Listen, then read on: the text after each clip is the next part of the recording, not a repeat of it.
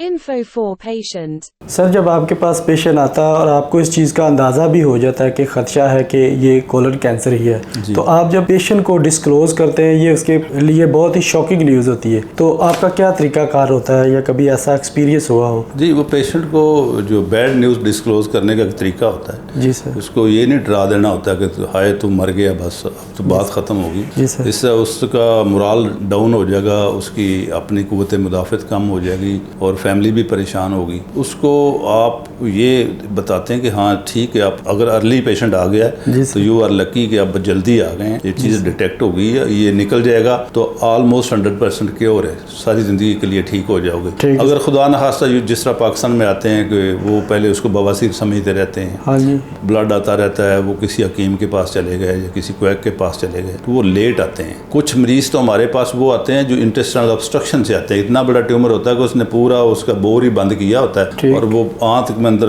ہوا بھری جاتی ہے، ہوا بھی خارج نہیں ہو رہی ہوتی، تو ان کو الٹیوں کے ساتھ آتے ہیں. تو وہ ایڈوانس سٹیج ہوتی ہے، اس کی ٹریٹمنٹ ڈفرینٹ ہے. لیکن کوئی بھی ٹریٹمنٹ کسی سٹیج پہ بھی آئے تو وہ یہ نہیں کہ مریض کو چھوڑا جا سکتا. ارلی پریزنٹ کیا ہے اس کے رزلٹ بہت اچھے ہیں، وہ پارٹ انٹسٹائن کا نکل جائے گا، نیاز جوڑ لگ جائے گا تو زندگی آسان ہے. اگر آپ ایمرجنسی میں آ گیا کہ رکاوٹ اتنی بڑھ گئی ہے، پیٹ پھولا ہوا ہے اور الٹیاں کر رہا ہے پیشنٹ، تو پھر ایمرجنسی سرجری ہوتی ہے. وہ پارٹ نکال کے اس کو ہم اس کا باہر ایک حصہ نکال دیتے ہیں، اس کو سٹوما کہتے ہیں، اس کا ٹیمپریری بیگ لگا دیتے ہیں. جب پیشنٹ بالکل نارمل ہو جاتا ہے تو اس کے بعد اس کو ریورس بھی کر سکتے ہیں کہ نارمل بیگ بھی اتر جاتا ہے.